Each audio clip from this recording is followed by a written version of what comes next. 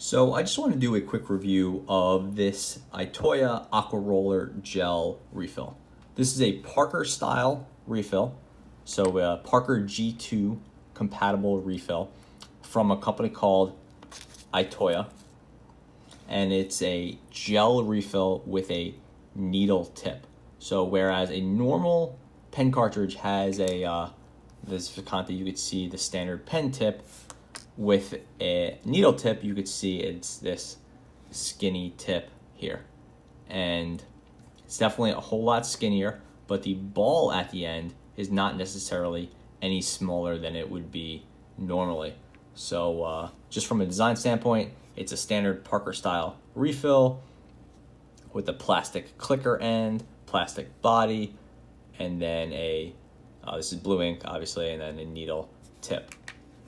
This is the kind of a more classic looking one, even though it's functionally the same. So same shape, same contour around the business end, just with this larger metal tip here. This is a 1.0 millimeter Visconti, and it's called the Visconti Smart Touch. And I like this cartridge a whole lot. As for the details, the Itoya AquaRoller sells for about $3 each, so reasonable price. Fits Parker, obviously. Acid-free ink, so it's archival quality. Smooth writing. Everyone says they're smooth writing. Medium point. And not a whole lot else to say, except the medium point is 1.0 millimeter. And again, the most important point about this Itoya is that it's a needle tip stainless steel. No other real details there. So as I said before, the cartridges are exactly the same. So now you can convert any of your standard Parker style G2 pens to a needle tip gel. So you're going from a ballpoint with a standard tip to a gel with a needle tip. And that's just a preference thing. Some people like needle tip, some people like others. It's up to you. Here I have a Rotring 600, which is used as a standard cartridge. In fact, this is my day-to-day cartridge in it, this Visconti. Usually, or an Easy Flow 9000 from Schmidt, whatever. And I put this Itoya cartridge in there, and we'll see if we can get a good zoom on it. And it is a perfect fit. You can see that not only does it click in and out with precision, but it also fits the end of that Rotring pen perfectly. And the end of where the sort of needle tip tapers into the final diameter, it's a perfect fit, and it's like just a fraction of a millimeter past the end of the Rotring pen, so it's just ideal. As for writing, it does not let a lot of ink out, so it's kind of like it writes like maybe a 0.5 millimeter, even though it's according to the packaging, a 1.0 millimeter. So this is the Itoya I can't spell, AquaRoller medium. My hands are freezing, which does not help. So let's try that again. Itoya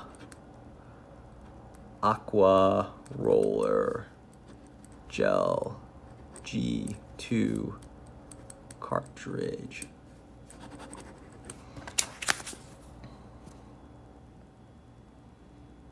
So it's definitely a little stingy on the ink side, but it's smooth and it works on a lot of different surfaces. It's also a cartridge that lasts a fairly long time. When you're looking at cartridges like this 1.0 Visconti that let out a lot of ink, you get a bolder coloring.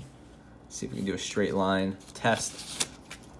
So we'll have the Visconti on the left and the Itoya on the right.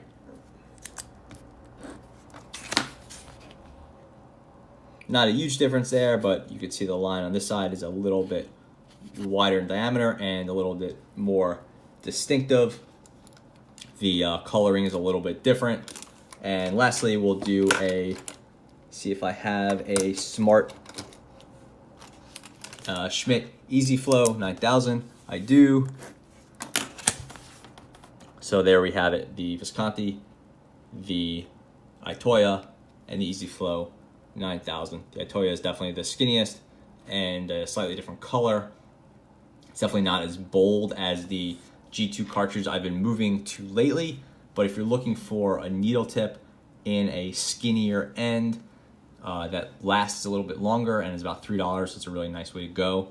I actually don't love the Itoya cartridges. I prefer the Easy Touch. So that is the Easy Touch 9000. They're a lot smoother, but they tend not to last as long as some of the other varieties. So definitely personal preference, but if you want the needle tip conversion, the Itoya is the way to go. It's just going to trade off for smoothness. So that is the Itoya AquaRoller gel refill for Parker. Thanks for watching.